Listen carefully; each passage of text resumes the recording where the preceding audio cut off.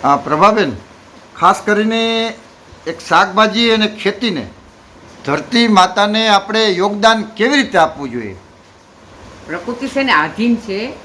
પાંચે તત્વોને દાન દેવું હોય તો સોને કી સળી, મોતી કી મસાલ, વિશ્વની ઘડી ખમા, વિશ્વની ઘડી ખમા, પાંચે તત્વોને કમા કમા. એક અનાજનો દાણો વાવો તો ધરતી માં કહેવાણી.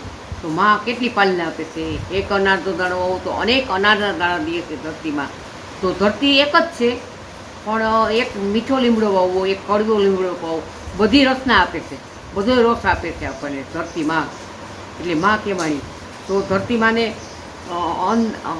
આપણે દાન દેવાનું છે. સકારાત્મક વિચારવાનું, નકારાત્મક નહીં વિચારવાનું કે આપણે બહુ થશે, બહુ થાય, બહુ થાય, ધરતીમાં અનાજના દાણા આપશે તો આપે જ. આપણે નકારાત્મક વિચારીએ, સકારાત્મક વિચારતા નથી તો ના થાય. આગળ નથી થવાનું તો ના જ થાય, ને થશે તો થાય જ. એમ સકારાત્મક વિચારવું તો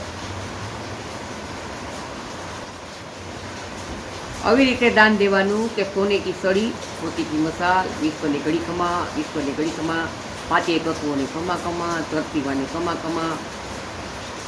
અનગિનત એની કરુણાનો કોઈ પાર જ નથી. એક ધરતીમાં છે તો એક મીઠો લીમડો વાવો, એક કડવો વાવો, તો એ બધાય રસ આપે છે આપણને. તો માં કેટલી પાલના આપે છે. તો લોકિતમાં છે એ કેટલી પાલના આપે છે. માં, કોઈની માં મરે એમ કે કોઈની માં ના મરતા, ને બાપનું ગાયન નથી, માનું ગાયન છે. તો આ ધરતી માને કેટલી પાલના આપે છે એમ.